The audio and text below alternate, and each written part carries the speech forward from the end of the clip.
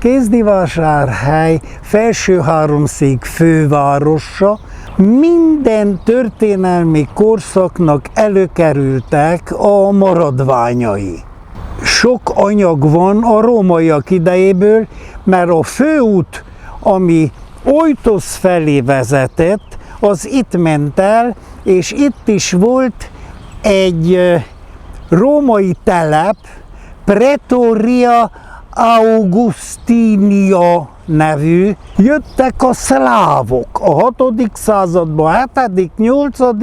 és a 10. században megjelentünk mi, a magyarok, illetve a székelyek, akik parancsra jöttünk ide, főleg Mária Terézia volt, aki ezt csinált, hogy erősítsük meg a keleti határokat, és ezekből a székelyekből én katonákat, határőr katonákat fogok csinálni és tanítani. Itt semmi nem volt, kopasz hely volt annak idején, emlékeznek vissza a régészeti bizonyítékok alapján. A székelyek nem tudták ezt a vizenyős folyóvizekkel tarkított helyet elfoglalni, a legtöbb székely Torja környékén lakott, és a többiek itt Osdol Gelence környékén. Igen, de piacot kellett csináljanak, hogy ne kelljen olyan messze járjanak azokból a falukból, akkor azt mondták, hogy csináljuk itt tőletek is egy egyforma távolságra, Torjától is egyforma, és itt akkor kialakult egy vásáros hely, és úgy hívták, hogy Torja vására.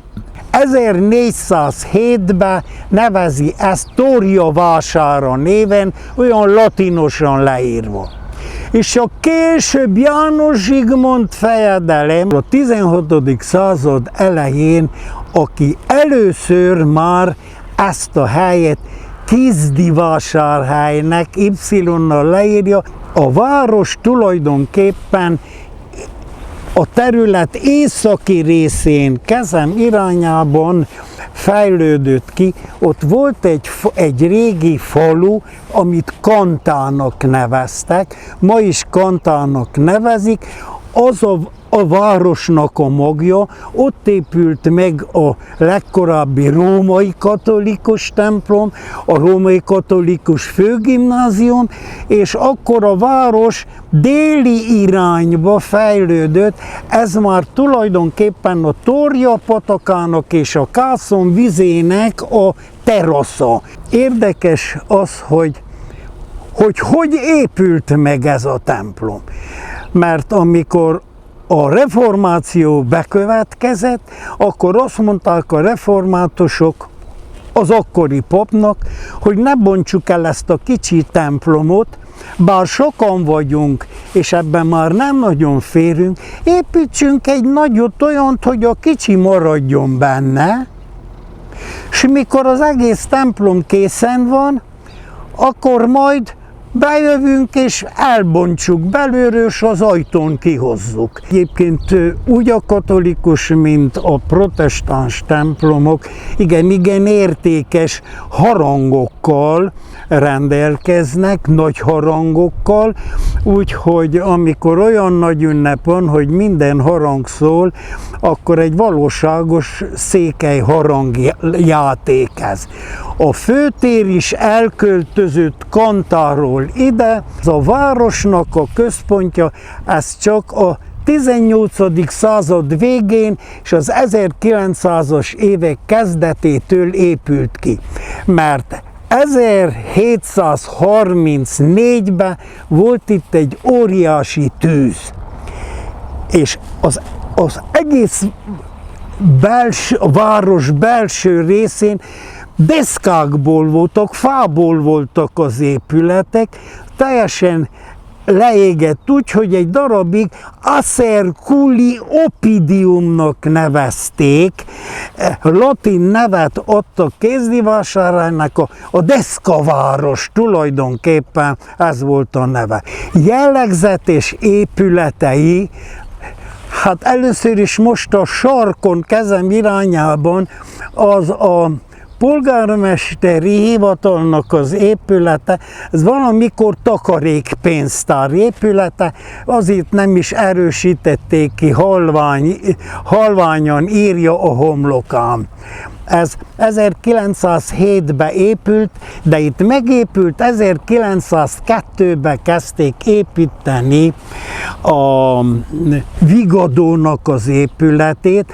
Ordít a tetején és az egész épületen, hogy ez a 20. század elején épült, ami tulajdonképpen most újult fel, másodszor vagy harmadszor, ez a művelődési háza a városnak, ahol gyönyörű, szép nagy terem van kialakítva erkélyekkel, és különböző termekkel, ahol a városnak a közművelődési élete zajlik. Érdekes ez a piros ház, a vörös ház, ami tulajdonképpen megmaradt belső tornácával, udvarkájával, bezárja a térnek a jobboldali részét a református templom, és akkor a keleti irányba néző ház sorában itt tulajdonképpen mind családi házak vannak. Ez a szürkére festett épület, ez nagyon érdekes, mert ez volt egy darabig a szülészete Kézdivásárhelynek.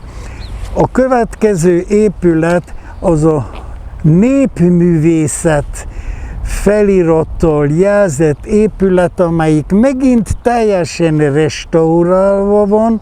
A városnak a régi polgármesteri hivatala nem az, amit mutattam, az a mostani Céhtörténeti Múzeumnak az épülete. Ezzel bezárul a város főtere, és utoljára hagytam azt, hogy ennek egy különleges építészeti jellege van, egy középkortól örökölt építészeti jelleg, mert mivel ez vásártér volt itt, ezt úgy alakították ki, hogy a kofánék, s a kofák, az öreg kofák, azok sorba rakták itt a sátraikot, először vászonból, utána deszkából, utána már a sátorból fallal épített épületet csináltak. Na most ezeket a házakat úgy alakították ki, hogy a házak között bejáratos utca volt, ami kint egy másik utcába torkollott bele. Na most ez utca is volt, és udvar is volt. 71-et tartnak nyilván, ezeket nevezik a kézdivásárhelyi udvartereknek, és ezért az egész város képe, ez védett képi értéke miatt ugyebár védve van. 1942-ben Sepsiszentgyörgyről, legalábbis Háromszékről indult egy pályázat Gábor Áronról egy szobor, mellszobor vagy egész alakos szobor az egész országban, hiszen akkor Észak-Erdély és Magyarországhoz tartozott. Na most jöttek azonnal a rajzok, jöttek a kicsi szobrok, és jelentkezett hamar egy nagyvarjasi Olá Sándor nevű, de azt mondta, hogy neki van már készen egy Gábor Áron szobor, az, ami most a hátunk mögött van.